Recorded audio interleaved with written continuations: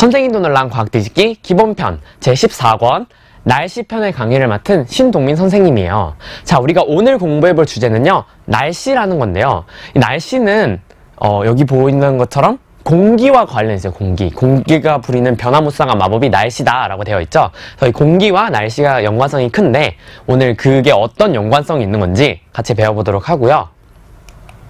그래서 저희가 제1장에서는 변덕쟁이 날씨 예측이라고 해서 날씨를 어떻게 예측하는지, 그리고 날씨가 무엇인지를 배워보도록 하겠습니다.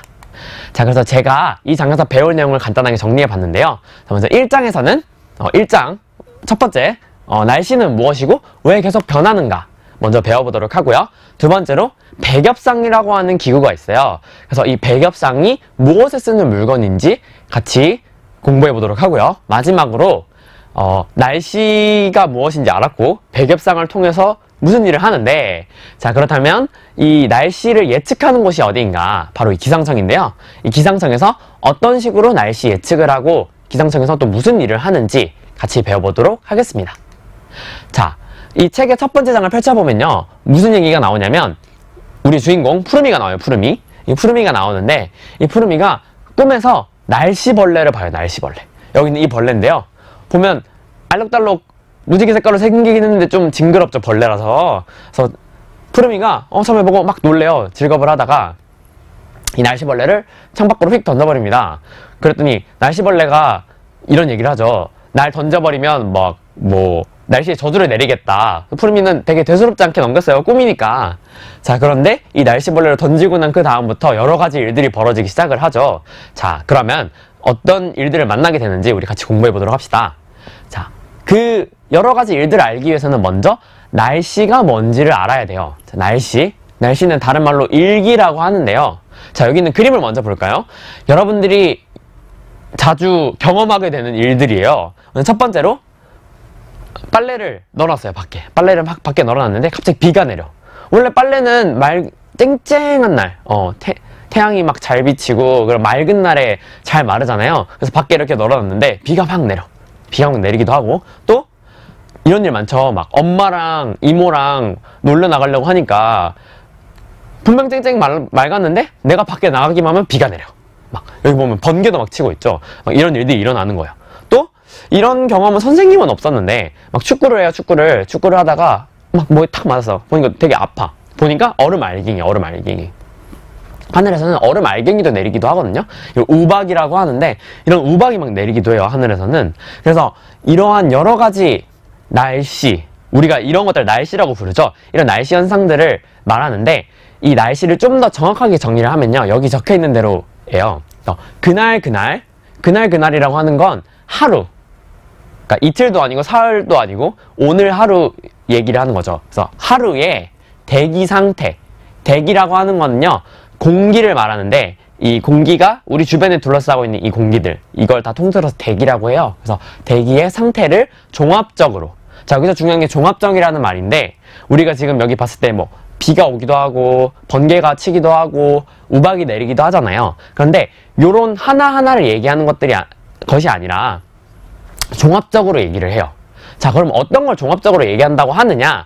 여기 있는 이런 네 가지, 더 많을 수도 있지만 이 대표적으로 이 네 가지를 얘기할 때 우리가 종합적으로 얘기한다고 하거든요. 그래서 보시면 여러분들 가장 날씨가 어때? 라고 얘기하면 오늘 비가 안 와, 쨍쨍해 얘기하잖아요.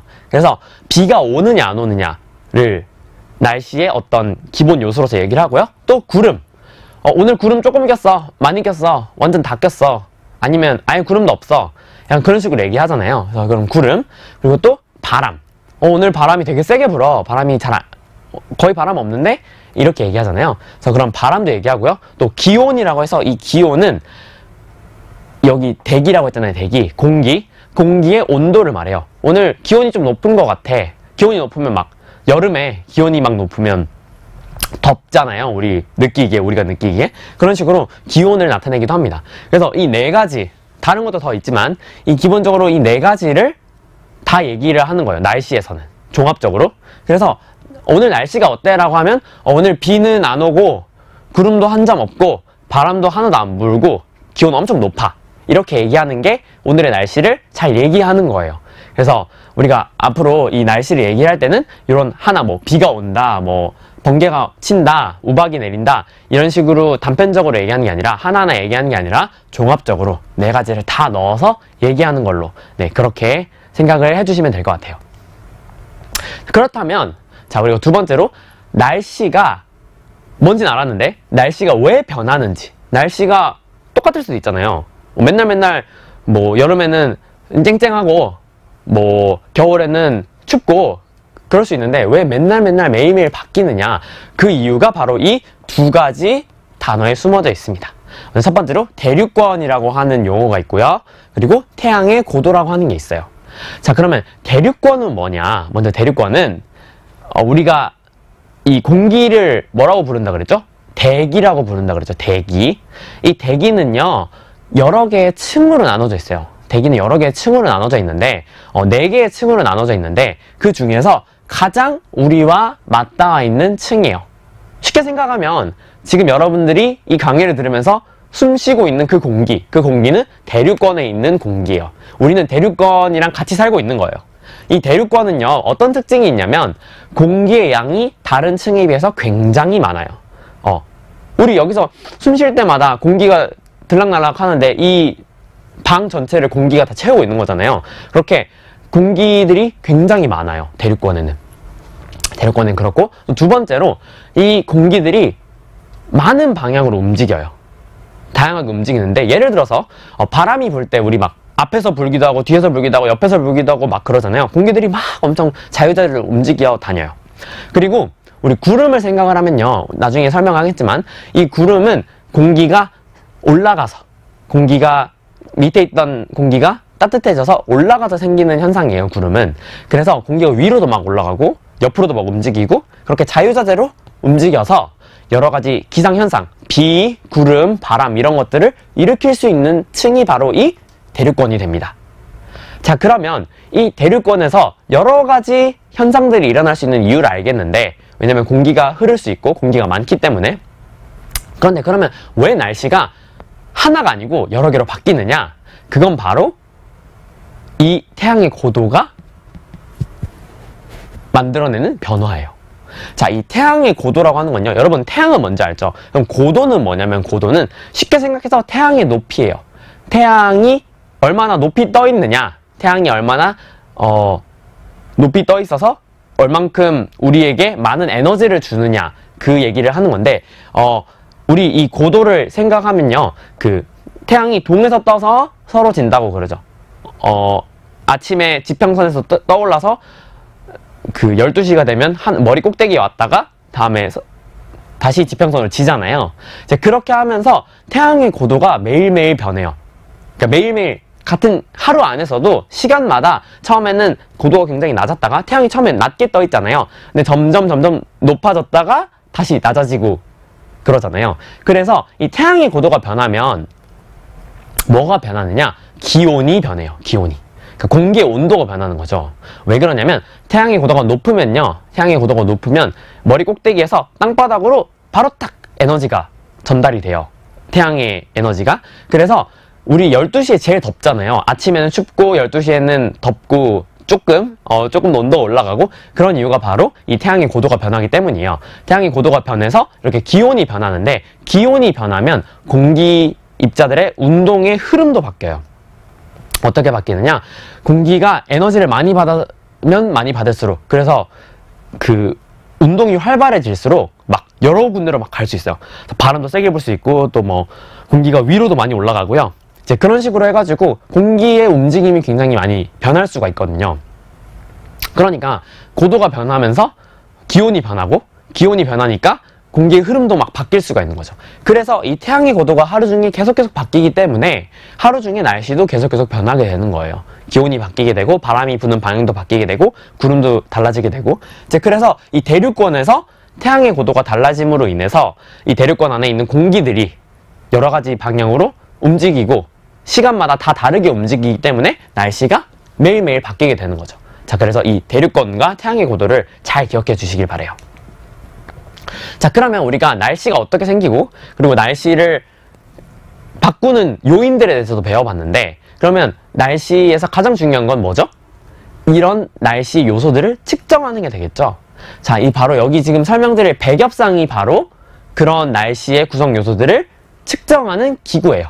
기구인데 이 백엽상의 구조를 보면 이렇게 생겼어요. 이렇게 약간 조그마한 집처럼 생겼는데 집이 약간 붕 떠 있죠. 이 붕 떠 있는 집 안에 뭐가 들어가 있냐면 기온계, 온도계, 그다음에 습도계라고 해서 이 공기 안에 얼마나 수증기가 많고 적은지 그거 측정하는 기계가 있어요. 그래서 그런 기계도 들어가 있고 또 그 여러 가지 다른 기상 요소들을 재는 기계들이 막 들어가 있어서 이 백엽상을 가지고 기온이나 습도를 측정을 할 수가 있어요. 측정을 할 수가 있고 이때 이렇게 여기 엽자가 무슨 엽자냐면 한자로 나뭇잎 할 때 엽이거든요. 이 백엽상의 양옆에다가 그 나뭇잎처럼 판자를 박아놨어요. 그래서 공기가 왔다리 갔다리 할 수 있어요. 이 안에서. 그래서 왔다 갔다 하면서 그 대기의 상태를 정확하게 측정을 하는 거죠. 자, 그러면 이 백엽상을 측정할 때 또 한 가지 중요한 요소가 뭐냐면 이 높이인데요, 높이. 백엽상은 대기의 상태를 측정해야 돼요. 그래야 날씨를 측정을 할 수가 있으니까. 자, 그런데 이 높이가 중요한 이유가 뭐냐면 만약에 백엽상을 이렇게 붕 띄우지 않고 바닥에 두면 어떤 일이 일어나냐면 땅바닥도 태양에 의해서 가열이 돼요. 땅바닥도. 그러면 이 땅바닥이 가열이 되면 막 그 열을 발산을 하거든요. 그러면 백엽상 안에 그 열이 고스란히 들어가요. 만약에 요 붕 띄워준 요게 없으면. 그러면 우리는 공기의 온도를 측정하고 싶은데 땅바닥의 온도도 같이 측정하게 되는 거예요.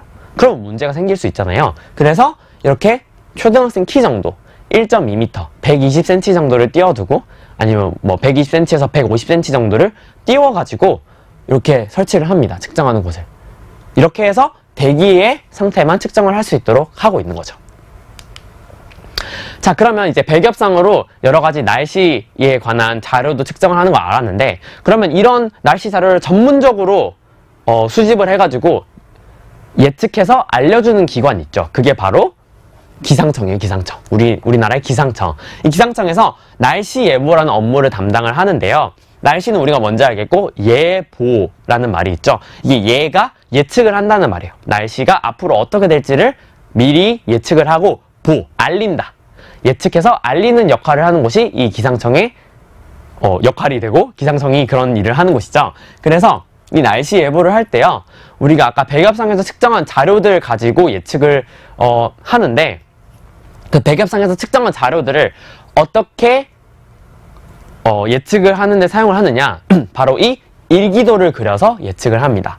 자, 이 일기도는요 쉽게 생각하면 이런 지도에다가 여기 지금 떠있는 지도 있죠. 요 우리나라 지도 생기기로는 제주도 같은데 어쨌든 여기 이 지도에다가 막 동그라미 막 뭐 화살표, 깃발 이런 걸 그려요. 어떻게 하냐면 자, 보세요. 여기다가 지도 위에다가 관측을 한 지점이 있죠. 백엽상 지점의 위에다가 그려요. 여기 동그라미를 그립니다. 자, 이 동그라미는 뭘 나타내냐면요. 구름의 양을 나타내요. 구름의 양. 지금 이게 제가 그린 동그라미가 아무것도 안 찬 하얀색 동그라미인데 이 하얀색 동그라미는 구름이 끼지 않았다. 구름의 양이 없다. 맑다. 이런 걸 의미하고요. 이게 점점 색깔을 채워서 나가면서 구름이 얼마나 되는지 점점 더 많아지는 걸 의미를 하고요. 자, 그 다음에 이렇게 화살표를 그려요. 화살표. 그 꼬리나 이런 게 없는 화살표긴 한데 이런 화살표를 그리는데 이거는 바람의 방향을 나타내요. 바람의 방향. 그래서 바람이 여기서부터 이렇게 불어온다 라는 걸 의미하는 그 화살표를 그려주고요. 그리고 이렇게 깃발을 그려요. 깃발을 뭐 이렇게 그리기도 하는데 깃발은 바람이 얼마나 강하게 부는지 깃발이 많으면 많을수록 강하게 부는 거겠죠. 그래서 그런 바람의 양도 나타내게 됩니다. 그래서 백엽상에서 측정한 자료를 막 옆에 숫자로 적기도 하고 그러는데 어쨌든 이런 식으로 그림을 그려가지고 나타내요. 기상 일기 자료들을. 자, 그래서 이 일기도를 백엽상 측정한 데를 다 이렇게 그림을 그리는 거죠. 다 그림을 그리면 우리가 그걸 가지고 예측을 할 수가 있어요. 어떤 식으로 예측을 하느냐. 자, 예를 들어서 뭐 오늘 날씨가 오늘 날씨는 다시 한번 그려볼게요. 오늘 날씨는 뭐 구름이 반쯤 꼈고 바람은 여기서 불어오고 다음에 바람의 풍속은 뭐 한 3m/s쯤 되는 것 같다. 좀 적당한 것 같다. 자, 그러면 분명 이 지역에서, 이 관측한 지역에서 요거랑 똑같은 모양을 가진 기상 상태가 있었을 때가 분명 과거에도 있었을 거예요. 그러니까 뭐 1년 전이라든지 뭐 몇 년 전에도 이런 형태였을 때가 있었을 거예요. 그러면 이 예보관들은 요거랑 과거에 똑같았던 때로 찾아가요. 찾아가서 그걸 가지고 그때 요 상태였을 때 1일, 2일, 3일 이렇게 시간이 지나면서 어떤 식으로 대기의 상태가 변해왔는지를 다시 계산을 합니다. 그렇게 해가지고 과거에 지금이랑 똑같은 상태였을 때 1일 뒤에는 뭐 비가 왔고 2일 뒤에는 눈이 왔고 그랬으니까 아마 오늘도 내일은 오늘 기준으로 해서 내일은 비가 오고 모레는 눈이 올 거야. 이런 식으로 예측을 하는 거예요. 날씨 예보를 할 때. 그래서 이걸 가지고 뭐 비 올 확률도 계산을 할 수가 있고 그런 식으로 해가지고 일기예보를 현재 하고 있습니다. 자, 그런데 이 일기도를 그리는 게 만만치 않을 것 같죠. 배겹상을 막 엄청 많이 설치해놨을 거 아니에요. 기상 관측소가 굉장히 많거든요. 그러면 이 그림을 다 옛날에는 손으로 그렸어요. 일기도를 직접 다 손으로 그려서 예보를 했는데 현재는 그렇게 하지 않고 슈퍼컴퓨터라고 해서 여러분들 집에 있는 컴퓨터보다 성능이 훨씬 좋아요. 그런 컴퓨터를 가지고 이 일기 자료들을 막 넣어가지고 백엽상 자료를 넣어서 알아서 그림을 그리게 만들어요. 그래서 일기도를 그리면 예보관들이 그 일기도를 보고 앞으로 이렇게 될 거다 이런 식으로 예측을 하게 됩니다. 그래서 훨씬 지금은 편해졌죠. 어쨌든 이 기상청에서는 자료를 수집을 해서 일기도를 그리고 그 그린 일기도를 가지고 슈퍼컴퓨터가 만들어준 그 일기도에서 예보를 하는 거죠. 네, 그런 식으로 해서 현재 날씨 예보를 하고 있습니다. 기상청에서. 자, 그래서 우리가 날씨 예측을 어떻게 하고 어디서 하는지까지 알아봤는데요. 이 장의 말미에 보면 이 푸르미의 꿈에 나왔던 날씨벌레가 다시 등장을 해요. 자, 이 날씨벌레가 알고 보니 여기 있는 이 박사님이 위대한 박사님인데, 위대한 박사님. 이 위대한 박사님이 기상청에서 근무를 하고 계세요. 이 위대한 박사님이 만든 요 기계 이름이 웨더큐브라는 거예요. 웨더큐브. 그래서 이 웨더큐브는 슈퍼컴퓨터가 예보를 할 때 맞추는 성능이 한 80% 정도라고 하는데 이 웨더큐브는 100%래, 100%. 그러니까 얘가 6시간 뒤에 비 온다고 하면 비가 오는 거야. 무조건. 정말 대단한 기계죠. 그런데 이 기계에도 문제가 있었는데 그게 바로 이 날씨벌레였어요. 날씨벌레가 관측 몇 개를 막 잘못하게 하는 거예요. 오류를 내는 거죠. 그래서 이 푸르미랑 도대체 이 날씨벌레가 어떤 관계가 있길래 이 웨더큐브에 이런 날씨벌레가 있고 푸르미가 이렇게 화들짝 놀라게 되는지 그런 자세한 내용들을 우리가 또 앞으로 계속 공부해 보도록 할 거예요. 그래서 이제 2장에서 좀 더 재밌는 내용을 가지고 찾아뵙도록 하겠습니다. 그래서 2장에서 뵐게요.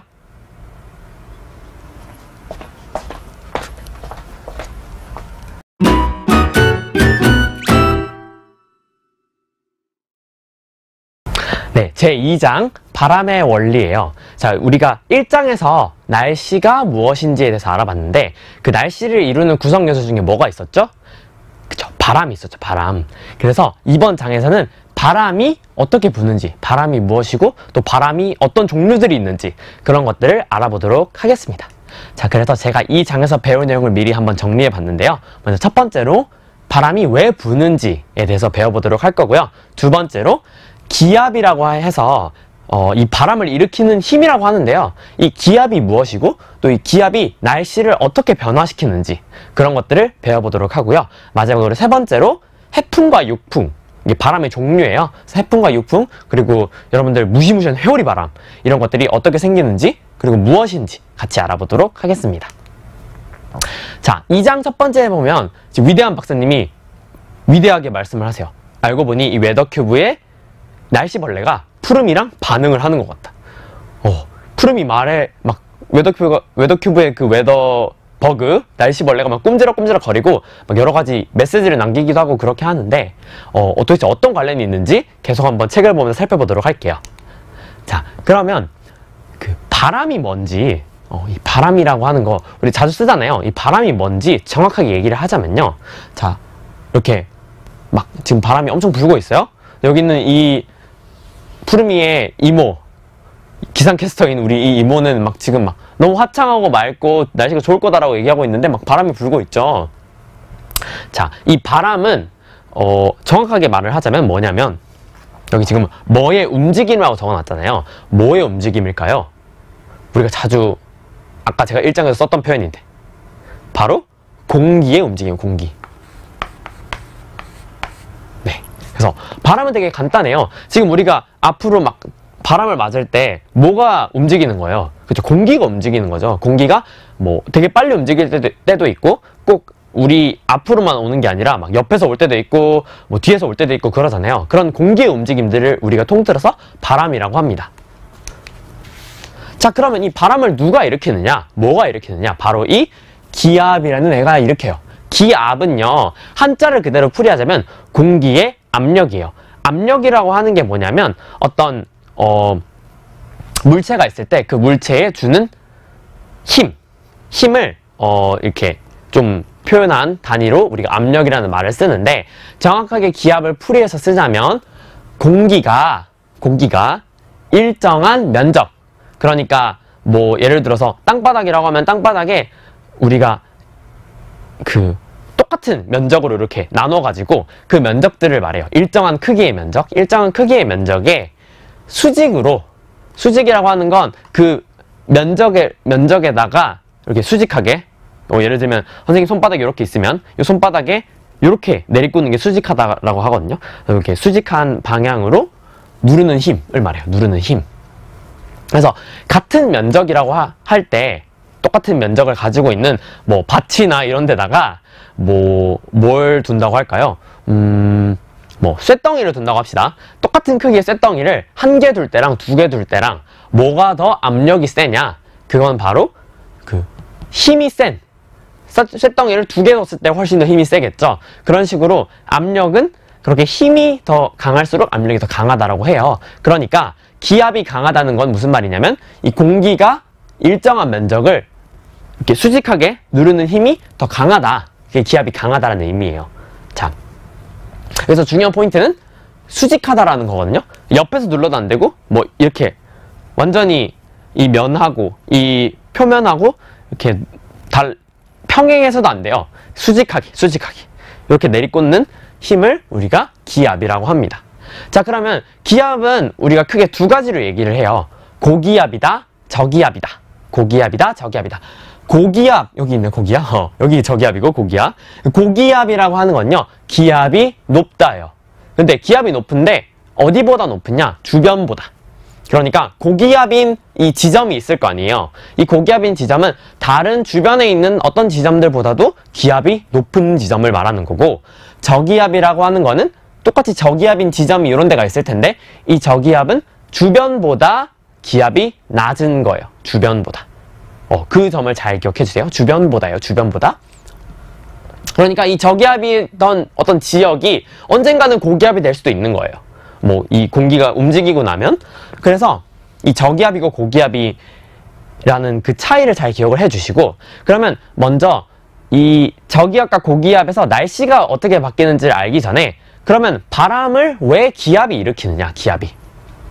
그건 바로 여기에 압력이 세면요, 고기압이니까 고기압의 압력이 세면 고기압에서 저기압으로, 그러니까 압력이 센 데서 압력이 약한 데로 당연히 더 세게 밀 거 아니에요. 그래서 바람이 고기압에서 저기압으로 이렇게 움직여요. 고기압이었던 이 지역에서 이렇게. 쉽게 생각을 하면 여기는 공기가 되게 많아요. 공기가 되게 많은데 여긴 공기가 없는 거야. 이렇게 조금밖에. 그래가지고 그럼 어떻게 되겠어요? 공기가 당연히 움직이려고 하겠죠. 그래서 이렇게 움직이면서 만약에 여기 사람이 서 있다. 그럼 뭘 느끼냐? 바람을 느끼는 거야. 바람을. 이렇게 해서 바람이 생기는 거예요. 고기압에서 저기압으로 바람의 그 공기의 움직임이 생기는 거, 그게 바람이고요. 자, 그러면 저기압하고 고기압에서 날씨가 어떻게 다르냐? 저기압에서는요, 저기압은 여기에 공기가 작으니까 아까 고기압에서 저기압으로 바람이 불어 들어갔잖아요. 그러니까 바람이 이렇게 막 들어와요. 바람이 들어온다는 게 공기가 이렇게 주변에서 들어옵니다. 주변에서 들어오면 공기들이 다 부딪혔어. 제 저기압으로 막 들어왔어. 부딪혔는데 갈 곳이 없어요. 뭐 땅바닥으로 꺼질 수도 없고. 자, 그럼 어떻게 되느냐? 이 모인 공기가 위로 올라갑니다. 위로 올라가. 위로 탁탁탁 위로 막 올라가요. 자, 그럼 무슨 일이 생기느냐? 위로 올라가면 올라갈수록 더 기온이 떨어지거든요.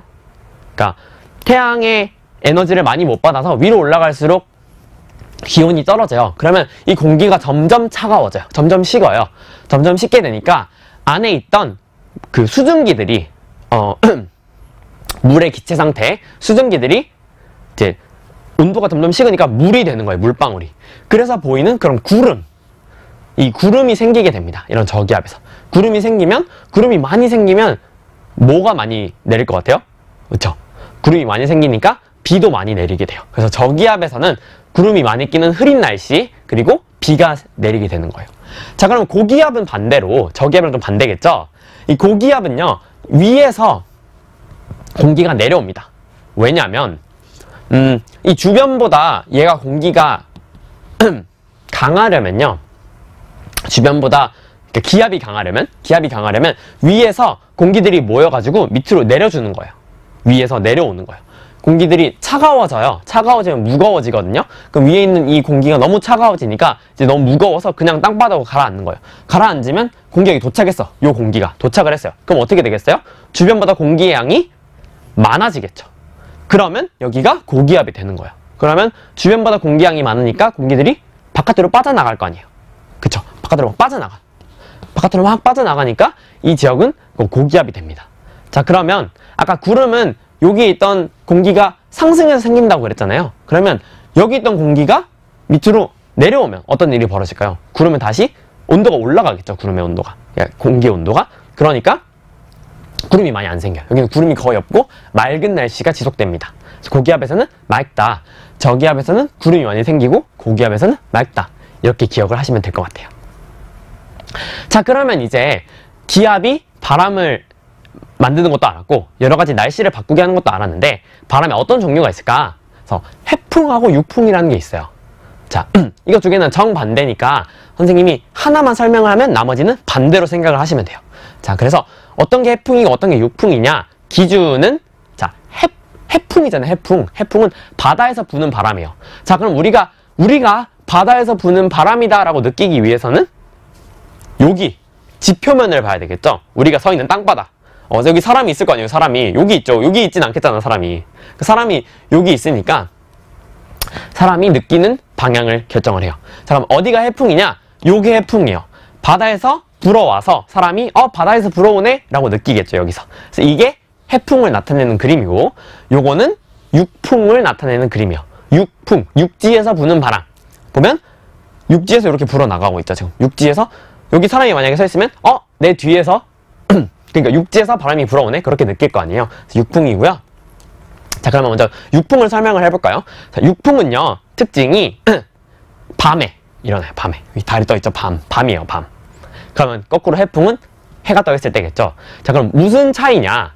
자, 밤에는 이 지표면을 가열시켜줄 어떤 열 에너지가 없어요.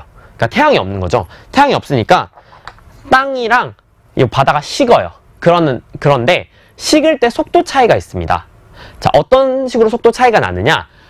육지가 더 빨리 식어요. 육지가 더 빨리 식고 해양은 천천히 식어요. 자, 그러면 여기는 지금 온도가 굉장히 낮아졌어요. 여기는 온도가 아직 고온인데 상대적으로 요거 두 개를 비교를 했을 때 당연히 낮보다는 밤이 더 낮긴 낮겠죠. 그렇지만 지금은 이렇게 두 개를 비교하는 거예요. 자, 여기는 고온인데 상대적으로 이 육지는 저온이 되는 거예요. 저온. 자, 그러면 공기는요, 온도가 높아지면 위로 막 올라가려고 그래요. 가벼워지거든요. 그리고 공기가 저온이 되면 차가우면 무거워져요. 그래서 밑으로 깔아앉으려고 그래요. 그러면 어떤 일이 벌어지냐면 여기 공기는 이렇게 내려오려고 그러고 차가우니까 여기 있는 공기는 올라가려고 그래요. 그렇게 되겠죠. 자, 그렇게 되면 이 공기가 여기는 내려오려고 그러고 올라오려고 그러잖아요. 그러면 어디가 고기압이 돼요, 여러분? 어디가 고기압이 되죠? 어디가 고기압? 그쵸? 여기가 되죠. 아까 고기압은 위에 있던 공기가 내려오는 거라고 그랬잖아요. 자, 그러니까 여기가 고기압이 되니까 자, 저온인데 여기가 고기압, 여기는 저기압이 되죠. 저기압. 좀 지우고 할게요. 저기압. 자, 그렇게 되기 때문에 바람이 어디로 불까요? 바람 어디서 어디로 분다고 그랬죠? 고에서 저로 분다 그랬죠. 고기압에서 저기압으로. 그래서 이 분홍색으로 여기네 여기.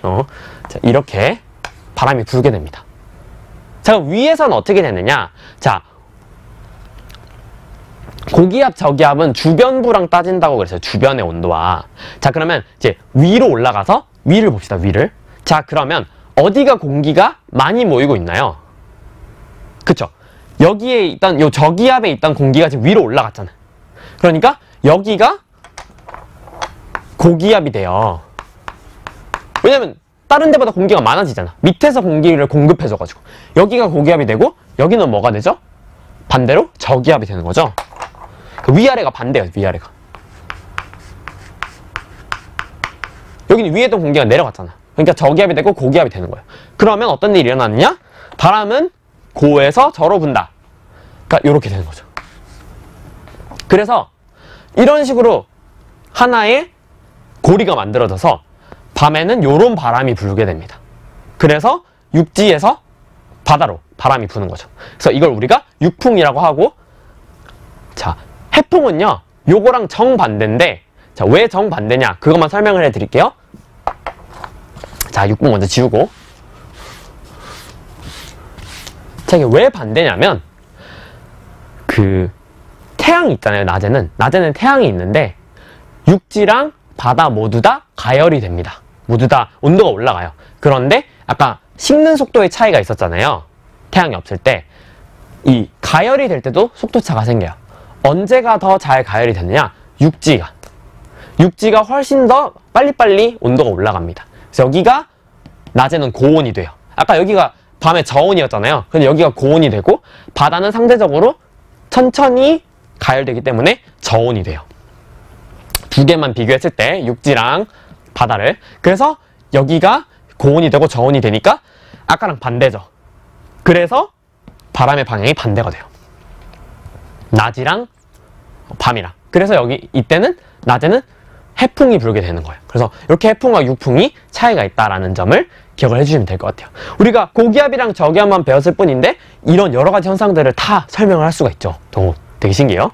자, 그리고 마지막으로 이 회오리 바람은요, 아까 우리가 저기압하고 고기압을 배웠는데, 저기압에서 생기는 바람이에요. 저기압에서 생기는 바람인데, 저기압끼리 막 비교를 해보면 정말 강한 저기압이 있어요. 정말 강하다는 건 주변보다 너무 기압이 낮은 거예요. 너무 기압이 낮은 거예요.